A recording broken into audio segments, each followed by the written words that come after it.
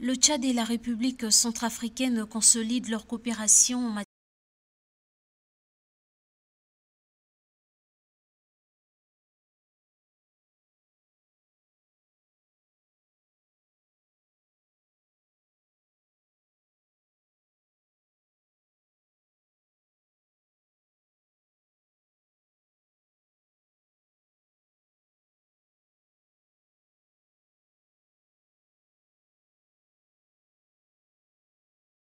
des femmes vulnérables pour accroître leur participation aux...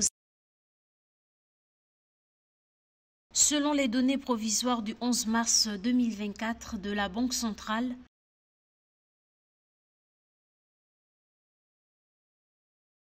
$13,8 millions de dinars tunisiens avec une capacité d'importation couvrant environ 107 jours.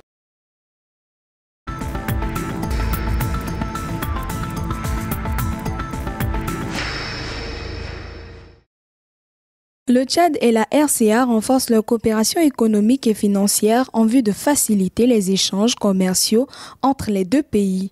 Les ministères en charge des finances des deux États ont formalisé l'implantation d'un système commun de gestion des finances ce lundi 11 mars 2024. Cette procédure intervient après la signature en janvier 2024 d'un mémorandum d'entente entre le Tchad et la RCA pour l'échange d'expériences, d'expertise et de compétences. Il a été question que nous puissions nous déterminer et pour formaliser davantage et rendre cela plus durable et plus pérenne.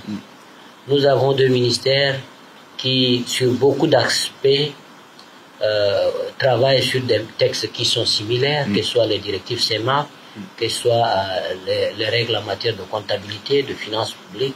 Nous sommes tous les deux soumis aux mêmes obligations en termes de règles de convergence multilatérale dans le cadre de la CEMAC. Le Tchad et la RCA sont tous deux des membres de la CEMAC et sont soumis aux mêmes obligations, des règles des convergences économiques et financières de la sous-région d'Afrique centrale, les partages d'informations financières, l'application des règles communes en matière de gestion des finances et l'utilisation de mêmes systèmes intégrés de gestion permettant aux deux pays de renforcer leur coopération dans le cadre de l'intégration économique communautaire. Et quand nous parlons de digitalisation, évidemment que les administrations financières sont au cœur des dispositifs de digitalisation, puisqu'il s'agit de pouvoir changer notre manière de travailler, améliorer nos procédures et nos processus afin de pouvoir améliorer la collecte des revenus, améliorer et optimiser les dépenses publiques, évidemment dans l'orientation qui est le bien-être de nos populations respectives. Les deux pays comptent aussi harmoniser progressivement leur système de dématérialisation des procédures douanières pour faciliter les transferts transfrontaliers des marchandises. Une initiative encouragée par les opérateurs économiques et les transitaires centrafricains et tchadiens qui estiment que cette décision renforce l'intégration intercommunautaire dans le domaine de commerce.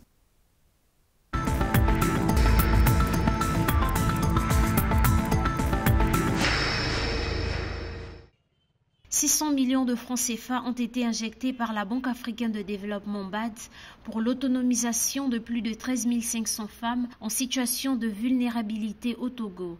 Ceci à travers un projet d'appui à l'inclusion financière des femmes vulnérables. Un communiqué de la BAD paru le 8 mars 2023 révèle l'information. Les fonds ont été distribués sous forme de crédit, favorisant la création de plus de 8000 micro et très petites entreprises dont le taux de rentabilité moyen se sont établis à 26,5%. Concrètement, à travers ce projet lancé en 2016 dans les régions maritimes et de la Kara et élargi à celle des savanes en 2022, plus de 15 000 crédits ont été octroyés à plus de 13 500 bénéficiaires.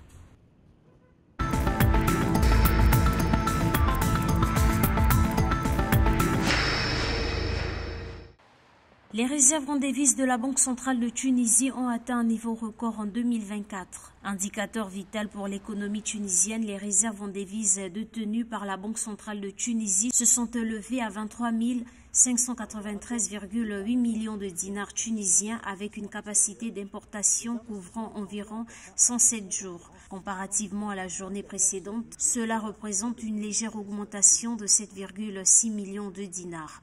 En effet, les avoirs nets en devises ont progressé de 1244,6 millions de dinars par rapport à 2023 avec une augmentation du nombre de jours d'importation de 11 jours.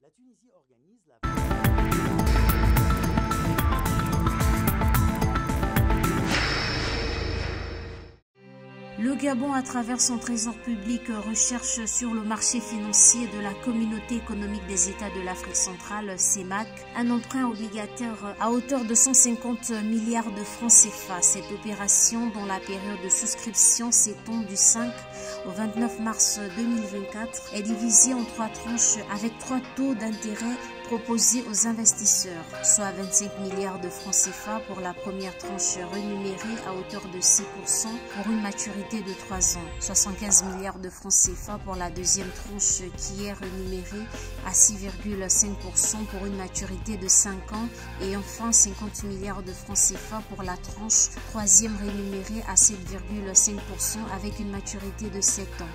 Cette levée de fonds constitue la première emprunt obligataire lancée par le Gabon en 2024.